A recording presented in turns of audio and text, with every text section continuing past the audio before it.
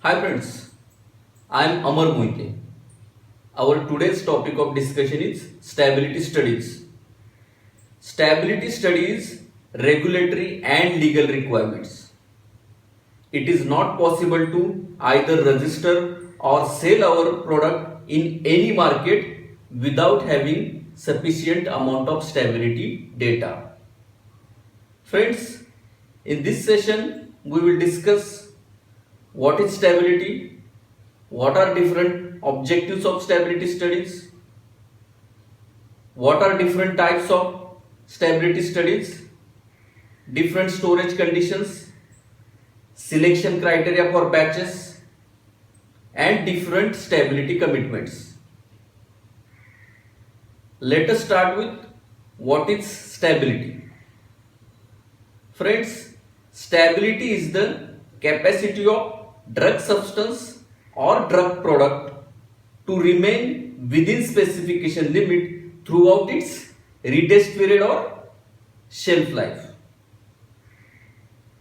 There are different objectives or reasons for performing the stability study.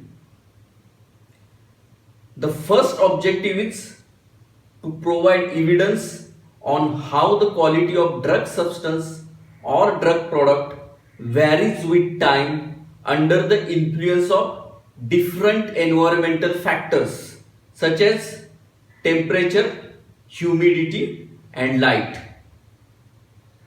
The second objective of stability study is to establish the retest period for drug substance and shelf life for drug product.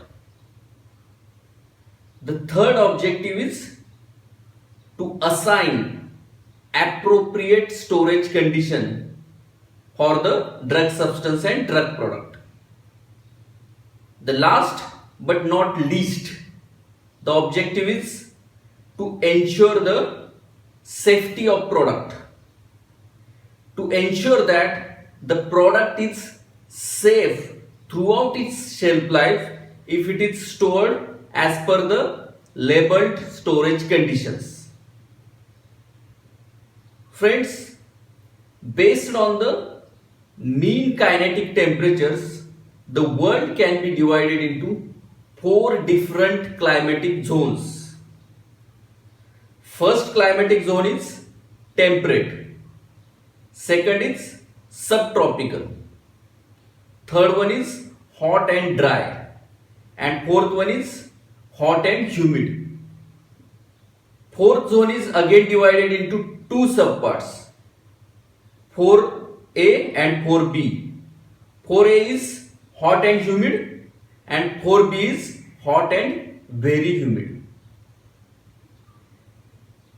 Each zone or each region has a different requirements regarding the stability studies.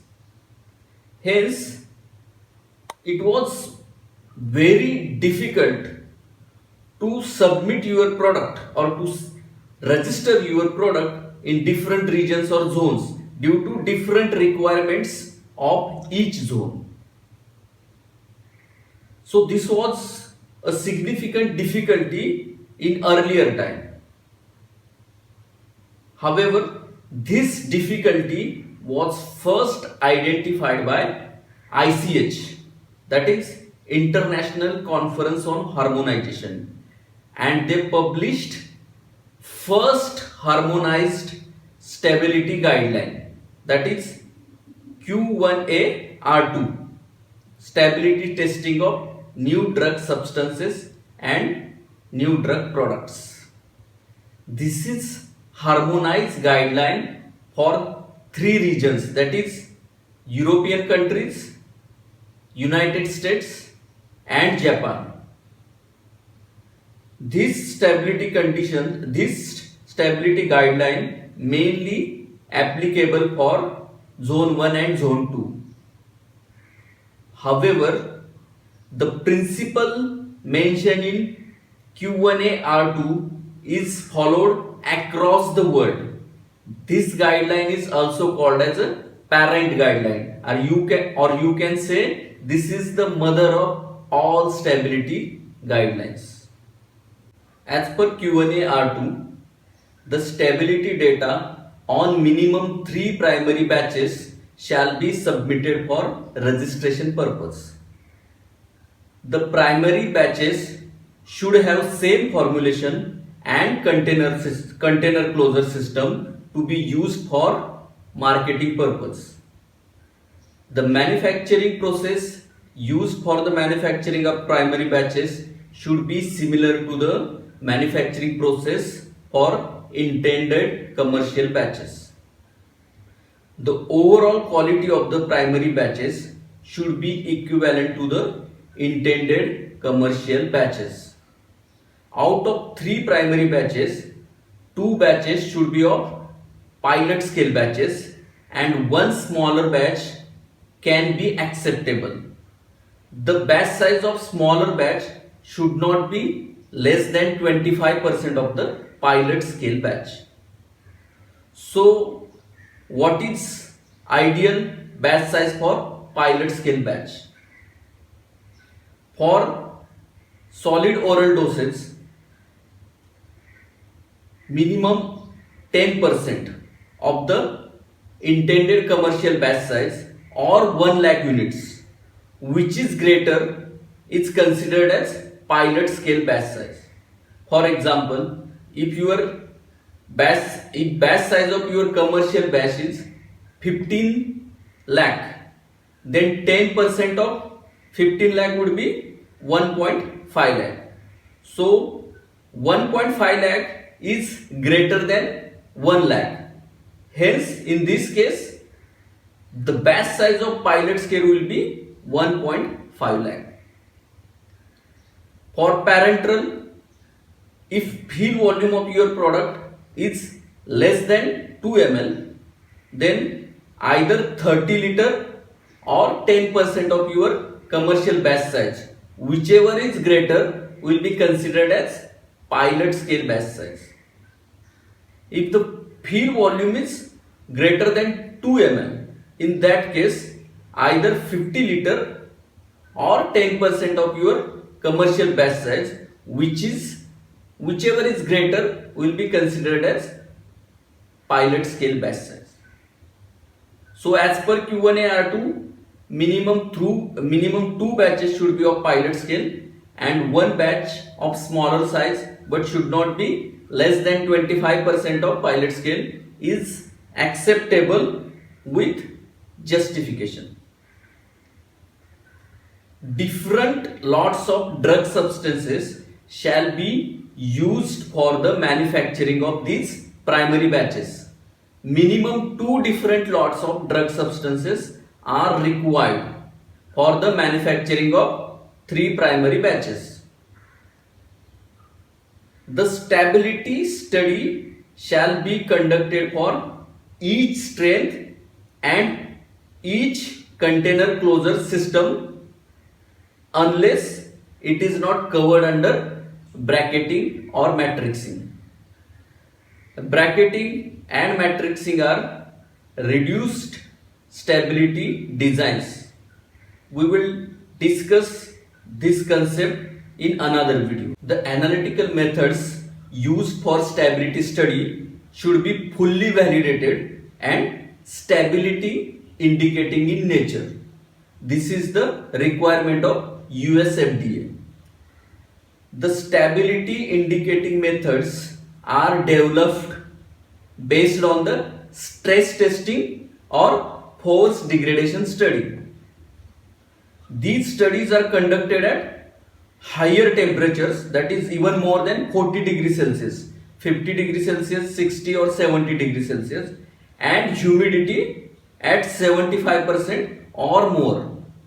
During stress testing, the samples are also subjected with acid, alkali, hydrolysis and exposure to light. As per ICH Q&A R2, minimum 1 batch should be subjected to photostability study. The requirements and principles related to photostability are provided in ICH Q1B guideline, that is photostability testing of new drug substances and new drug products. We will cover this concept in another video. The different specification for release and shelf life can be used. The different specification limits for release and shelf life are acceptable based on proper justification. The stability study should cover all those attributes which are susceptible to change during storage and which are likely to influence the quality, safety and efficacy of drug substance or drug product. The stability study should cover attributes related to physical, chemical, biological and microbiological changes. There are three different types of stability studies: accelerated stability study, intermediate stability study and long-term stability study. Accelerated stability study is designed to increase the rate of chemical degradation and physical changes.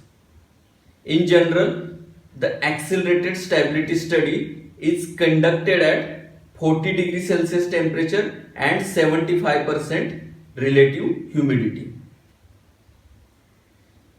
The accelerated stability study is 6 months study. Minimum 3 time points including 0, that is initial time point, and final time point, that is 6-month time point. Minimum 3 time points shall be covered for accelerated stability study. The purpose of accelerated study is to justify the stability of your product or drug substance if there are short-term excursions outside the labeled storage conditions during storage, breakdown of your chamber or during shipment.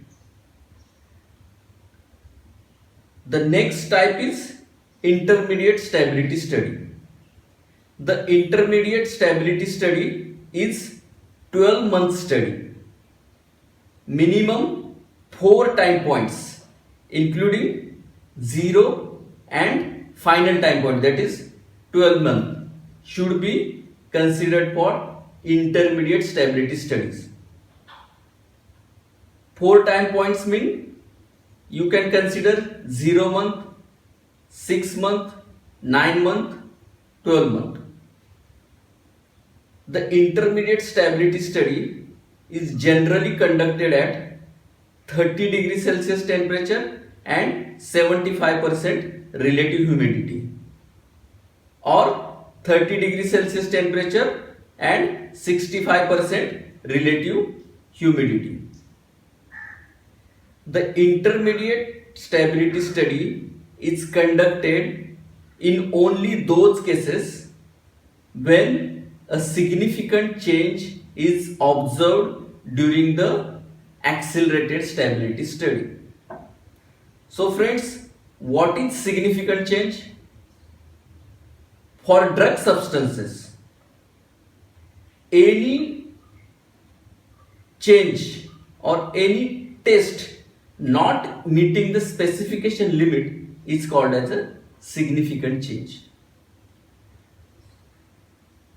For drug products, a 5% change in assay from the initial value or failure to meet the assay by biological or immunological method is considered as a significant change. This is first criteria. Second criteria is any impurity or degradant exceeding its specification limit is also called as a significant change for drug product. Third one is failure to meet the specification limit of pH. Fourth one is any physical changes or failure in functionality test is also a significant change for drug product. Last but not least, failure to meet the specification limit of dissolution test on 12 units is also called as a significant change for drug product. In short, 5% change in assay from initial value, failure to meet the specification limit of impurities or degradation products, failure to meet the specification limit of pH, physical changes or failure to meet the functionality test,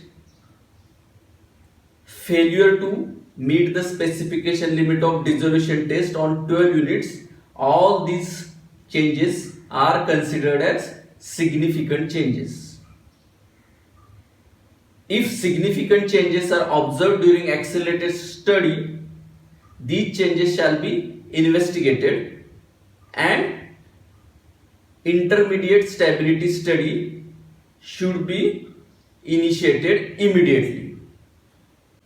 If significant change is observed between 1 to 3 months of the stability study at accelerated storage condition, the discussion shall be provided to address the effect of short-term excursions outside the labeled storage conditions during shipment and handling of the drug product. This discussion can be justified by further testing of single batch with stability period less than 3 months but with frequent testing intervals. This can justify your short-term excursions outside the labeled storage conditions. The third type of stability study is long-term stability study. The long-term stability study shall cover entire shelf life of the product. Normally, the shelf life of this product depends upon the stability of your drug product at long-term storage conditions. Regarding the testing frequencies, the testing frequency should be 3 month, 6 month, 9 month and 12 month. That is quarterly for first year, then 18 and 24 month, that is half yearly for second year, and 36, 48, 60, that is annually thereafter.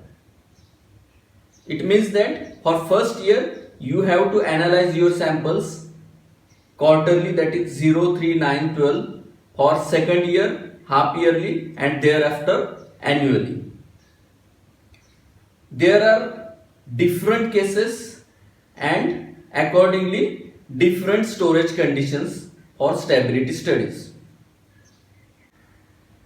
In general case, the long-term stability studies are conducted at 25 plus minus 2 degrees Celsius temperature and 60 plus minus 5% relative humidity. The intermediate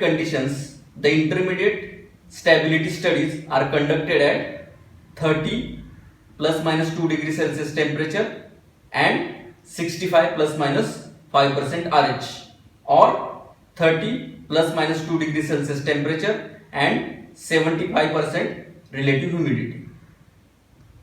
The accelerated stability studies are conducted at 40 plus minus 2 degrees Celsius temperature and 75 plus minus 5% RH. In certain cases, particularly in case of zone 4, that is hot and humid or hot and very humid, the long-term studies are generally conducted at 30-65 or 30-75 conditions. In this case, the intermediate study is not required since the long-term studies are conducted at 3065 or 3075 conditions. The drug substances or drug products which are recommended to store at refrigerator conditions, in those cases the long-term studies shall be conducted at 2 to 8 degrees Celsius, that is 5 plus minus 3 degrees Celsius temperature, and the accelerated stability studies shall be conducted at 25 plus minus 2 degrees Celsius temperature and 60 plus minus 5% relative humidity. The drug substances or drug products which are recommended to store at freezer condition or deep freezer conditions, in those cases the long-term studies shall be conducted at minus 20 degrees Celsius temperature. For these instances, there is no requirement of accelerated stability study. However, to assess the effect of short-term excursions outside the labeled storage conditions, a single batch shall be tested at elevated temperature, that is either at 2 to 8 degrees Celsius or at 25-60 condition. The products, particularly those products which are supposed to be marketed in semi-permeable containers, for example ophthalmic solutions which are marketed in HDPE containers or HDPE containers. In those cases, the long-term study should be conducted at 25 degrees Celsius temperature and 40% relative humidity. In these circumstances, the intermediate study shall be conducted at 30 degrees Celsius temperature and 35% relative humidity, and accelerated studies are conducted at 40 degrees Celsius temperature and 25% relative humidity. 6-month accelerated stability data, 6-month intermediate stability study data, that is if significant changes observed at accelerated storage condition, and 12-month stability study data at long-term storage condition shall be submitted at the time of product registration. Different stability commitments are done at the time of registration. The examples of these stability commitments are: if less than 3 batches are kept for stability study, the commitment can be made that the firm or organization will keep the 3 batches for stability study. If the submitted data is not sufficient to cover entire shelf life of the drug product or retest period of drug substance, the commitment should be made that the stability study will be continued after submission till the shelf life of the product. If the submitted stability data is on pilot scale batches, the commitment can be done that first 3 production batches shall be kept for stability study. Friends,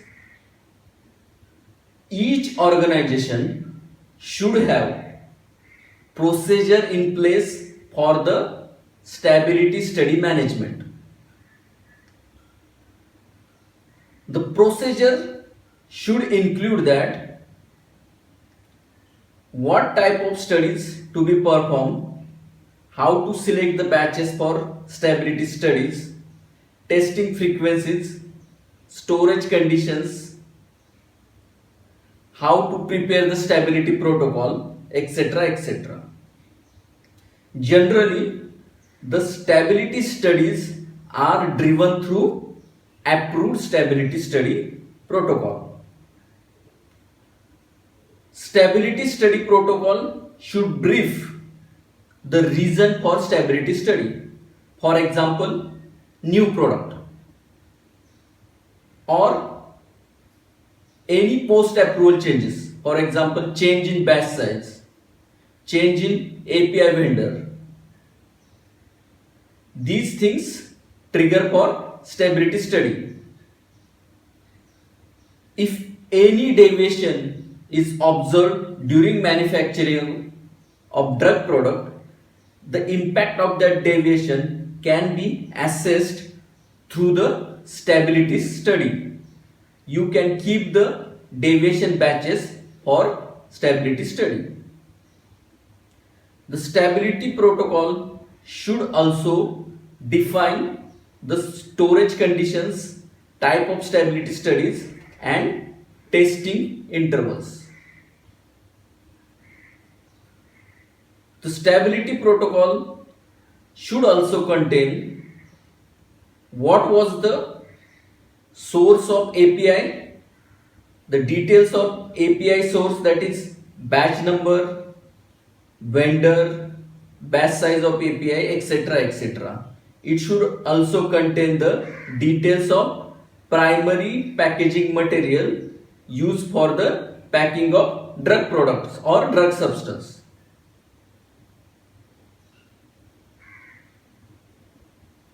Friends, this was all about the principles of stability studies. What we have discussed in these sessions are the general terms required to conduct the stability studies. We will discuss further specifically the terms like bracketing and matrixing, how to conduct the photo stability, how to conduct the stability studies on new dosage forms, how to assign the shelf life based on the evaluation of available stability data.